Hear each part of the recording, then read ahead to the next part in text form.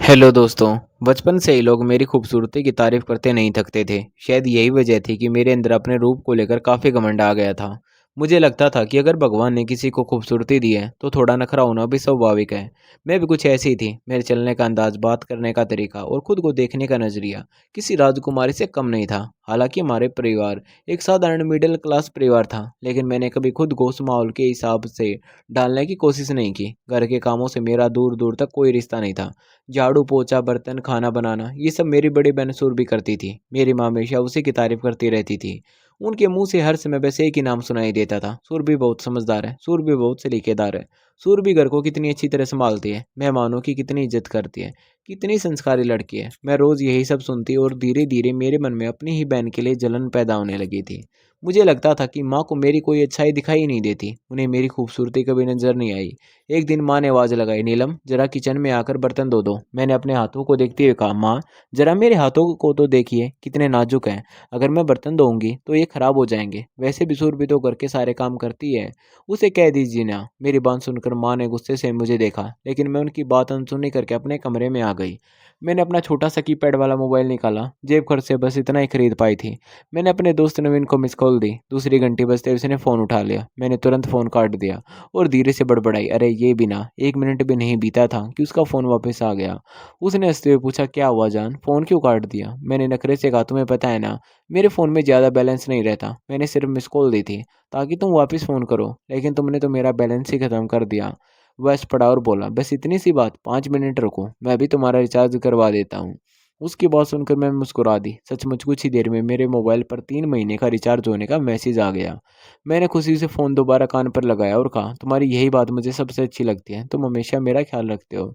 नवीन बोला, पहली बार जब मैंने तुम्हें दीपा की शादी में देखा था तभी समझ गया था कि तुम सबसे अलग हो। पीले लहंगे में तुम बहुत प्यारी लग रही थी, तुम्हारी मुस्कान बार बार याद आती रही। कई दिनों तक बस तुम्हारा चेहरा ही मेरी आंखों के सामने घूमता रहा। बड़ी मुश्किल से तुम्हारा नंबर मिला और फिर दोस्ती भी आसानी से नहीं हुई। मैंने हंसते हुए कहा, मेरी खूबसूरती पर थोड़ा नखरा तो बनता है ना। वह बोला, शायद यही अंदाज मुझे तुम्हारी तरफ खींच लाया। मैं अभी उससे बात ही कर रही थी कि तभी सुरभि कमरे में आ गई। उसे मेरी इन सब बातों की कोई जानकारी नहीं थी, इसलिए मैंने जल्दी से फ़ोन काट दिया। सुरभि ने कमरे में चारों तरफ नज़र दौड़ाई और बोली, नीलम 3 दिन से यही चादर बिछी हुई है, कम से कम इसे तो बदल लिया करो। अब तुम छोटी बच्ची नहीं रही, अगले महीने 18 साल की हो जाओगी। थोड़ा घर के काम भी सीख लिया करो। मैंने बेपरवाही से आगे कहा, अभी से क्यों सीखूं, पूरी ज़िंदगी तो यही सब करना है, अभी तो आराम करने दो, तुम्हारी शादी हो जाएगी तब तो सब मुझे ही सँभालना पड़ेगा। सूरबी ने हल्की मुस्कान के साथ कहा, पहले काम करना तो सीख लो, फिर सँभाल लेना, तुम्हें तो खुद से ही फुर्सत नहीं मिलती। मैंने तुनकर कहा, सच तो यह है कि तुम मुझसे जलती हो। वह हैरानी से मुझे देखने लगी, बोली, मैं तुमसे क्यों जलूंगी? मैं तुम्हारी बड़ी बहन हूँ, तुम जैसी भी हो, लेकिन मैं तुमसे बहुत प्यार करती हूँ। मैंने आईने में खुद को देखते हुए कहा, तुम मेरे रूप से जलती हो क्योंकि तुम्हारे पास वो सब नहीं है जो मेरे पास है। तुम मुझसे कम खूबसूरत हो। मेरी बात सुनकर उसने बस एक गहरी सांस ली और बिना कुछ कहे कमरे से बाहर चली गई। मैंने उसकी तरफ ध्यान भी नहीं दिया और दोबारा नवीन से बातें करने लगी। मुझे पूरा यकीन था कि मैंने कुछ गलत नहीं कहा। सुरभि का रंग मुझसे दबा हुआ था, वह साधारण दिखती थी। हालांकि उसकी आंखों में एक अलग ही अपनापन था जिसे लोग बहुत पसंद करते थे।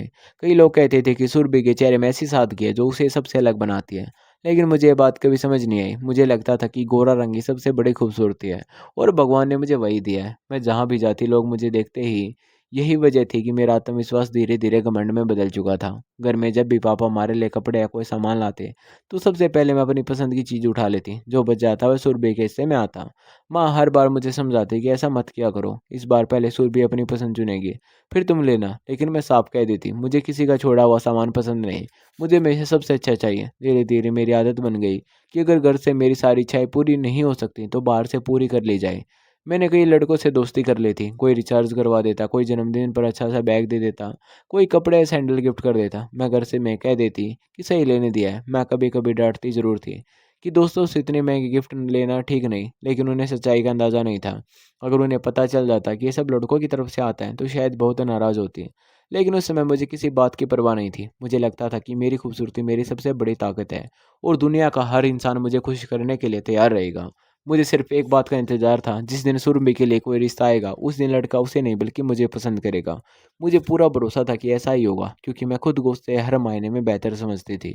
लेकिन एक दिन माँ की बात सुनकर मेरे पैरों तले ज़मीन खिसक गई। माँ ने कहा, नीलम तुम्हें पता है मेरी सहेली संजना अपने इकलौते बेटे अभय के लिए सुरभि का रिश्ता लेकर आई है। मैंने चौंक कर पूछा, क्या कहा आपने, सुरभि का रिश्ता? माँ ने कहा, हाँ सुरभि का। मैंने दोबारा पूछा, कहीं आपने मेरा नाम तो नहीं लेना था? माँ ने नाराज़ होकर कहा, तुम्हारे कान खराब हो गए हैं क्या? मैं साफ साफ सुरभि का ही नाम ले रही हूँ। उनकी बात सुनकर मैं बिना कुछ बोले अपने कमरे में चली गई। मेरे दिमाग में एक ही सवाल घूम रहा था, ऐसे कैसे हो सकता है? अभय जैसा स्मार्ट और पढ़ा लिखा लड़का मेरी साधारण सी बहन को पसंद कैसे कर सकता है? मुझे लगा ज़रूर उसकी माँ ने किसी तरह उसे मना लिया होगा, वरना ऐसा फैसला कोई अपनी मर्जी से नहीं कर सकता। मुझे पहली बार महसूस हुआ कि मेरे अंदर एक अजीब सी बेचैनी जन्म ले चुकी है। मुझे समझ नहीं आ रहा था कि मुझे गुस्सा किस बात पर ज़्यादा आ रहा है। इस बात पर कि सुरभि के लिए इतना अच्छा रिश्ता आया, या इस बात पर कि पहली बार किसी ने मुझे नज़रअंदाज कर दिया। मैं पूरे दिन उसी बात के बारे में सोचती रही। जितना मैं खुद को समझाने की कोशिश करती उतना ही मेरा मन बेचैन होता जाता। मुझे पहली बार ऐसा लग रहा था जैसे किसी ने मेरे सबसे बड़े घमंड को चुनौती दे दी हो। मैं हमेशा से यही मानती आई थी कि अगर किसी भी लड़के के सामने मैं और सुरभि एक साथ खड़े हो जाएं, तो उसकी पहली नज़र मुझ पर ही टिकेगी। लेकिन अभी ने तो जैसे मुझे देखा ही नहीं था, वह सुरभि को पसंद करता था, और यही बात मुझे अंदर ही अंदर खाई जा रही थी। कुछ दिनों बाद मैं कॉलेज से वापस घर लौटी तो देखा कि ड्राइंग रूम में अभी बैठा हुआ था। वह पापा से बातें कर रहा था और माँ भी वहीं पास में बैठी थी, और सुरभि किचन में नाश्ता तैयार कर रही थी। मैं दरवाजे पर कुछ पल खड़ी होकर उनसे देखने लगी। वह पहले से भी ज़्यादा आत्मविश्वास लग रहा था। उसके चेहरे पर एक अलग ही सुकून था। मैंने मन ही मन तय कर लिया कि आज मैं उससे ज़रूर पूछूंगी कि आखिर उसे सुरभि में ऐसा क्या नज़र आया जो उसने मुझ में नहीं दिखा। मैं मुस्कुराती हुई अंदर गई और माँ के पास वाली कुर्सी पर बैठ गई। माँ ने मुझे हल्की सी डांट लगाते हुए कहा, नीलम कम से कम नमस्ते तो कर लिया करो। मैंने मुस्कुराकर कहा, अभी तो कॉलेज से आई हूँ माँ, पहले थोड़ा आराम कर लेने दीजिए। अबे अभी मेरी बात सुनकर मुस्कुरा दिया।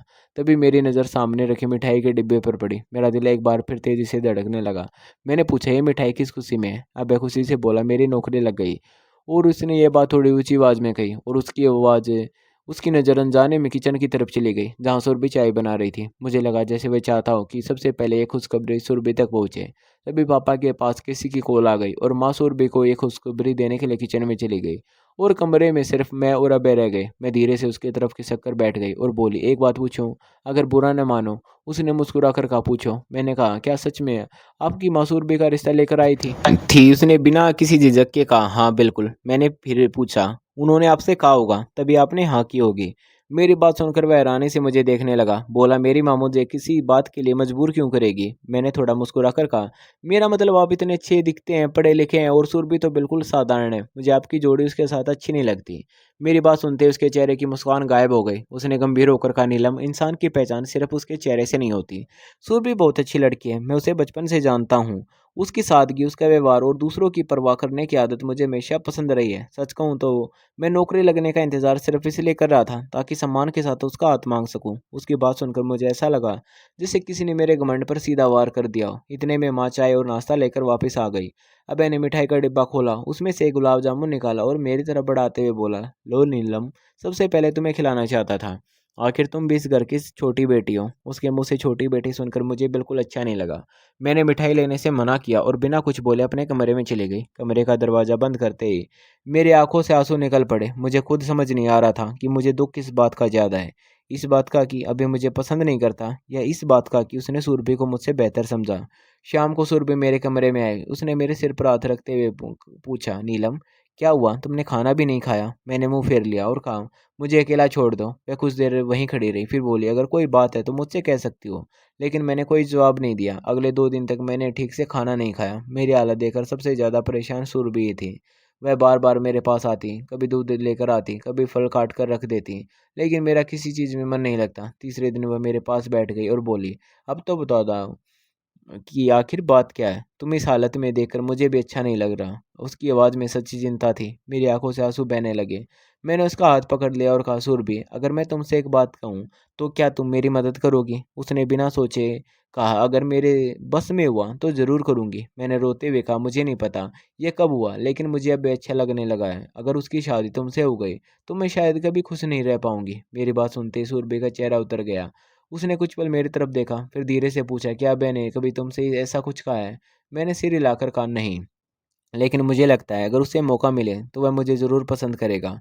मैंने अपनी बात को और भावुक बनाते हुए कहा, देखो सुरभि, तुम बहुत अच्छी हो, तुम्हें कहीं भी अच्छा जीवन साथी मिल जाएगा, लेकिन मैं अभय को भूल नहीं पा रही।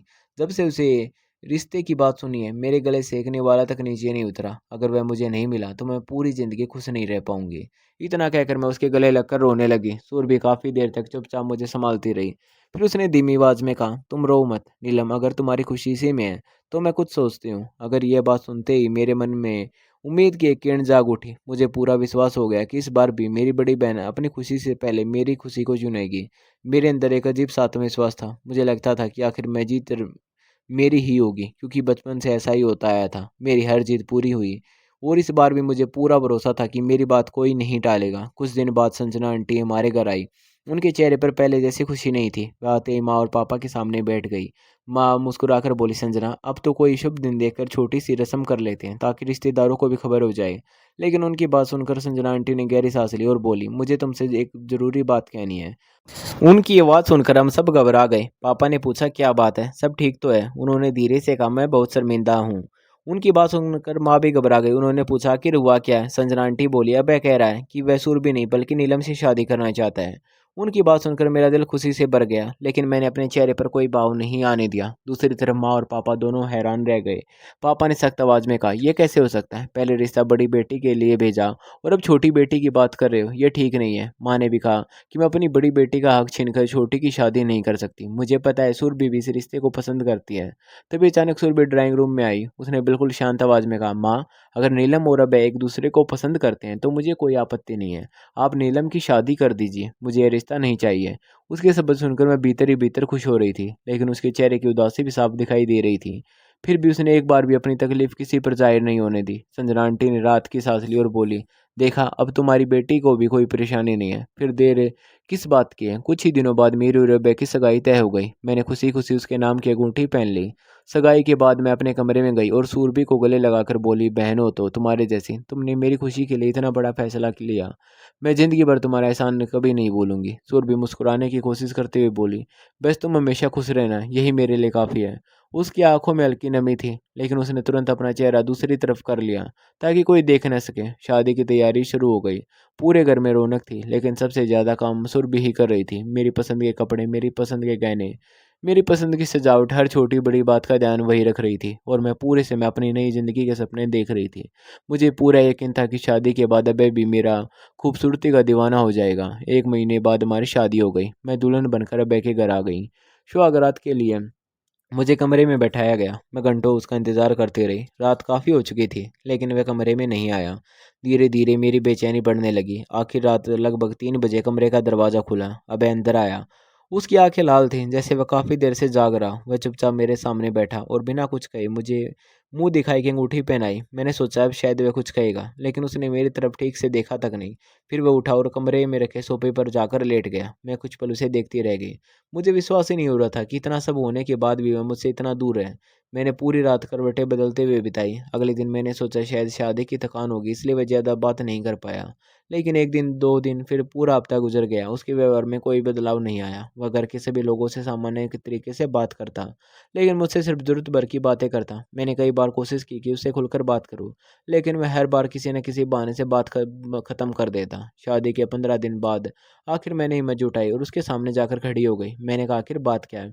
क्या हम आपको बिल्कुल भी अच्छी नहीं लगती? उसने मेरी तरफ देखा और शांत आवाज़ में कहा, सच कहूँ तो मैं अभी इस रिश्ते को स्वीकार ही नहीं कर पाया हूँ। उसके शब्द सुनकर मेरा दिल बैठ गया। मैंने कहा, आखिर मेरी गलती क्या है? उसने कुछ पल चुप रहकर कहा, गलती तुम्हारी नहीं, तुम्हारी सोच की है। तुमने कभी मुझसे पूछा ही नहीं कि मैं क्या चाहता हूँ। तुमने बस ये मान लिया कि मैं तुम्हें पसंद करता हूँ, जबकि सच इसके बिल्कुल उलट था। उसने आगे कहा, मैंने हमेशा सिर्फ सुरभि से प्यार किया था। बचपन से वही मेरी पसंद थी। हम दोनों ने अपनी आने वाली ज़िंदगी के कितने सपने देखे थे, लेकिन उसने अपनी छोटी बहन की खुशी के लिए मुझसे ऐसा वादा ले लिया जिसे मैं मना नहीं कर सका। उसने कहा, अगर मेरी वजह से नीलम दुखी है तो तुम उससे शादी कर लो, मैं उसकी खुशी के बीच नहीं आऊँगी। मैं आज भी समझ नहीं पाया कि उसने इतनी बड़ी कुर्बानी क्यों दी, लेकिन मैं उसके फैसले का सम्मान करने के अलावा कुछ नहीं कर सका। फिर उसने मेरी आंखों में देखते हुए कहा, मैंने तुम्हें हमेशा छोटी बहन की तरह ही देखा था। तुमने कैसे सोच लिया कि मैं तुमसे प्यार करता हूँ सिर्फ इसलिए कि तुम खूबसूरत हो? ये ज़रूरी नहीं कि हर इंसान तुम्हें ही चुने।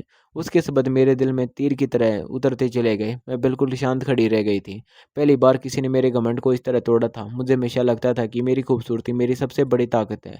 मैं जिसे चाहूँ उसे अपना बना सकती हूँ। लेकिन उस दिन मुझे समझ आ गया कि किसी का दिल सिर्फ उससे चेहरे से नहीं जीता जाता। अब एक कमरे से बाहर चला गया और मैं देर तक वहीं बैठी रोती रही। उसके बाद मैंने बहुत कोशिश की कि वह मुझे अपना ले। मैं उसकी पसंद का खाना बनाना सीखने लगी, घर का काम सँभालने लगी। पहले जो काम मुझे बोझ लगते थे, वही काम मैं मन लगाकर करने लगी। लेकिन अभय का व्यवहार नहीं बदला। वह अपनी हर ज़िम्मेदारी निभाता, लेकिन उसके दिल की दूरी कभी कम नहीं हुई। मैं जब भी मायके जाती तो अपने चेहरे पर मुस्कान सजाकर जाती। मैं सूरभि को यही दिखाती कि मैं बहुत खुश हूँ। मैं कहती, अभय मेरा बहुत ध्यान रखते हैं, मेरी हर बात मानते हैं और मेरी बहुत तारीफ़ करते हैं। सूरभि हर बार मुस्कुराकर कहती, बस तुम्हारी खुशी देखकर मुझे सुकून मिलता है। लेकिन अब मैं उसकी मुस्कान के पीछे छिपा दर्द समझने लगी थी, क्योंकि वही दर्द अब मेरी ज़िंदगी का हिस्सा बन चुका था। कुछ समय बाद मैंने माँ से कहा कि सूरबे की शादी जल्दी कर दीजिए। माँ ने मुझे समझाते हुए कहा कि उसकी किस्मत में जो लिखा होगा वही होगा, तुम अपनी शादीशुदा ज़िंदगी पर ध्यान दो। धीरे धीरे मेरा मायके जाना भी कम हो गया। एक दिन माँ का फ़ोन आया। उन्होंने खुशी से बताया कि सूरबी का रिश्ता एक बहुत अच्छे परिवार में तय हो गया है। लड़के का नाम राजवीर है। वह अपना सफल कारोबार संभालता था, पढ़ा लिखा, समझदार और बहुत अच्छे स्वभाव का इंसान था। सबसे बड़ी बात यह थी कि उसने खुद सुरभि को पसंद किया था। यह सुनकर मुझे हैरानी भी हुई और राहत भी। मैंने सोचा अब शायद अब भी अतीत को भूलकर मेरे साथ नई शुरुआत करेगा। सुरभि की शादी का दिन आ गया। मैं शादी में गई, लेकिन अब वह नहीं गया। उसने सिर्फ इतना कहा, तुम चली जाओ, मेरा मन नहीं है। पूरी रात वह घर पर अकेला रहा। बाद में मुझे पता चला कि वह सारी रात जागता रहा। उसके चेहरे पर वही उदासी थी जो पहले दिन में थी। शादी के कुछ दिन बाद मैं मायके गई। वहाँ सुरभि पहले से बिल्कुल अलग दिखाई दे रही थी। उसके चेहरे पर सच्ची खुशी थी। उसने मुस्कुराकर कहा, नीलम, राजवीर मेरा बहुत सम्मान करते हैं, मेरी हर छोटी बड़ी बात का ध्यान रखते हैं। कभी कभी मुझे लगता है कि भगवान ने मेरे सब्र का सबसे सुंदर फल दिया है। उसकी बातें सुनकर मैं मुस्कुराई, लेकिन मेरे भीतर एक अजीब सी कसक उठी। राजवीर के पास बड़ा घर था, अच्छा कारोबार था और सबसे बढ़कर वह सूरबी से दिल से प्यार करता था। उसी पर मुझे पहली बार एहसास हुआ कि इंसान अपनी किस्मत से ज़्यादा कुछ हासिल नहीं कर सकता। मैंने लालच में आकर दो लोगों की ज़िंदगी बदल दी थी, लेकिन बदले में मुझे वह नहीं मिला जिसकी मुझे उम्मीद थी। समय बीतता गया। मेरी और अभय की ज़िंदगी भी आगे बढ़ती रही। हमारे 2 बच्चे हुए। अभय ने एक ज़िम्मेदार पिता होने का हर फ़र्ज़ निभाया, लेकिन पति के रूप में उसके व्यवहार में कभी गर्मजोशी नहीं आई। उसने कभी मेरी तारीफ़ नहीं की, कभी यह नहीं कहा कि मैं अच्छी लग रही हूँ, कभी मेरी आँखों में वैसे नहीं देखा जैसा एक पति अपनी पत्नी को देखता है। मैं उन कुछ शब्दों के लिए तरसती रह गई, जिन्हें कभी सुनने का मुझे घमंड हुआ करता था। एक दिन सुरभि हमसे मिलने आई। मैं किचन में चाय और खाना तैयार करने चली गई। जब वापस आई तो वह ड्राइंग रूम में नहीं थी। मुझे अंदाज़ा हो गया कि वह शायद अब ऐसे मिलने गई होगी। मैं धीरे-धीरे कमरे की तरफ बढ़ी, लेकिन दरवाजे के पास पहुंचकर मेरे कदम रुक गए। अंदर सुरभि की आवाज़ आ रही थी। वह कह रही थी, अबे, अभी बीती बातों को याद करके खुद को तकलीफ मत दो। जो होना था वह हो चुका है। अब तुम्हें नीलम और बच्चों के साथ अपनी ज़िंदगी को पूरा मन देकर जीना चाहिए। मैं भी अपनी ज़िंदगी में आगे बढ़ने की कोशिश कर रही हूँ। तुम भी अपने आज को अपनाओ। अबे की आवाज़ भर्रा गई। उसने कहा, कोशिश करता हूँ, लेकिन कुछ रिश्ते यादों से नहीं निकलते। सूरबे ने शांत स्वर में कहा, अगर कभी मेरी इज्जत की है तो आज मुझसे एक वादा करो कि अब अपने परिवार का पूरा सम्मान और समय दोगे। यही मेरे लिए सबसे बड़ी खुशी होगी। कुछ पल की खामोशी के बाद अब मैंने धीरे से कहा, मैं कोशिश करूंगा। सूरबी बिना पीछे देखे कमरे से बाहर निकल गई। मैं रास्ते से हट गई ताकि उसे यह एहसास न हो कि मैंने उनकी बात सुन ली है। उस दिन मुझे पहली बार समझ आया कि सच्चा प्यार किसी को पाने का नहीं, बल्कि उसकी खुशी की दुआ करने का नाम होता है। सूरबी ने अपना प्यार खोकर भी किसी से शिकायत नहीं की और मैं सब कुछ पाकर भी खाली रह गई। दोस्तों, आपको हमारी कहानी कैसी लगी कमेंट करके ज़रूर बताएं। धन्यवाद दोस्तों।